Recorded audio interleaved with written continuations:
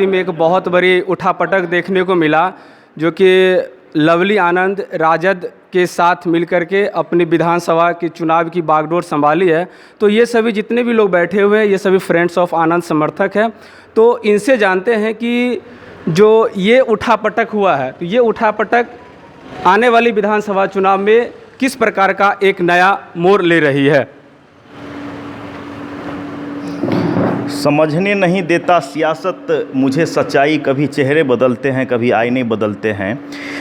मैं जो अभी सत्ताधीश नीतीश कुमार जी हैं, उन्होंने जो आदतन वादा किया था और हम लोगों ने जो आदतन उन पे एतबार किया था, वो अपने वादे पे खरे नहीं उतर पाए हैं और परिणामतः उनको आगामी जो चुनाव है उस चुनाव में उनको इसका गंभीर खामियाजा भुगतना पड़ेगा। क्योंकि 2019 के लोकसभा चुनाव से लेकर के अभी तक आप लोगों ने आनंद मोहन जी का नाम लेकर कई सारे चुनाव को जीतने, कई सारे सीट को जीतने का काम किया, लेकिन उसके बावजूद भी आपने जो अभी फरेब किया है उसका खामियाजा जो आने वाली जनता है वह आपको आगामी चुनाव में देगी।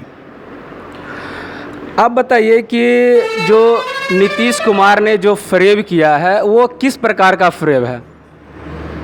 देखिए, यह तो पूरे बिहार को पता है कि किस तरह से साजिश के तहत नीतीश कुमार जी ने ही नेताजी को फंसा और उन्होंने ही सज़ा करवाई और बार बार वह छलने का काम करता है। उनसे तो कोई बोलने नहीं गया था, पर महाराणा प्रताप जयंती में उन्होंने पूरे समाज के सामने, पूरे राजपूत समाज के सामने स्वाभिमान दिवस था महाराणा प्रताप का, उस पर आकस्मिक उन्होंने खुद ये वादा किया था कि विधानसभा चुनाव से पहले हम आनंद मोहन जी को निकालेंगे।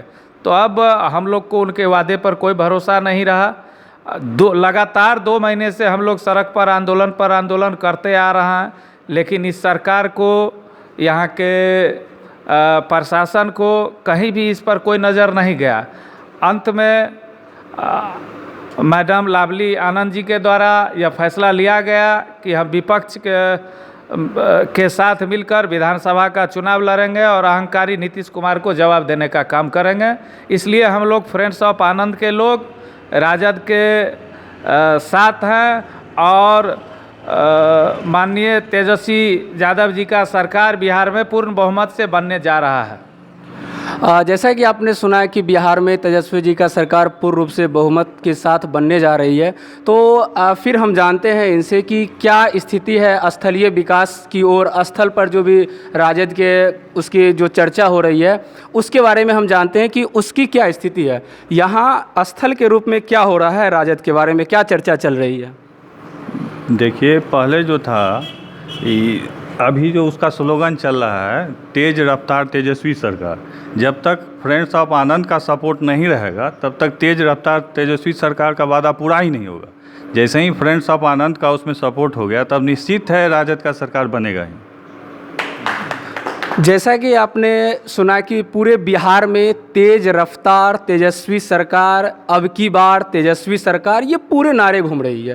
तो फिर हम जानते हैं कि ये जो अब की बार तेजस्वी सरकार की नारे गूंज रही है, पूरे गुंजायमान है पूरे प्रदेश में, तो फिर इनका क्या मत है, इनसे भी हम जानते हैं।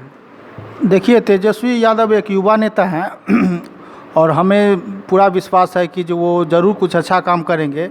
आपने 15 साली नीतीश कुमार जी ने यही कहा कि जो लालू जी के राज में जंगल राज था, लेकिन इनके भी राज में कहाँ से राम राज आ गया। आज आप शिक्षा की व्यवस्था देखिए, आप क्राइम भी कम नहीं हुआ। तो सेम स्थिति तो इनके साथ भी है, लेकिन इन्होंने विकास पुरुष के नाम पर अपना एक छवि बनवा लिया कि जो हम विकास पुरुष है, लेकिन विकास उस तरह से नहीं हुआ जिस तरह से। अभी आप देखिए, बिहार में एक भी फैक्ट्री नहीं खुला, 15 साल के अंदर कोई फैक्ट्री नहीं खुला। शिक्षा की व्यवस्था आप जानते ही हैं, तो इसमें क्या कहेंगे कि इन्होंने विकास कर दिया। आज युवा बेरोजगार बिहार के दिल्ली, पंजाब, महाराष्ट्र जाते हैं और वहाँ जाके नौकरी खोज रहे हैं। इस कोरोना काल में अभी इतनी दिक्कत हुई है, इन्होंने उस बेरोजगार जितने भी प्रवासी मजदूर आए उनके लिए कुछ नहीं किया।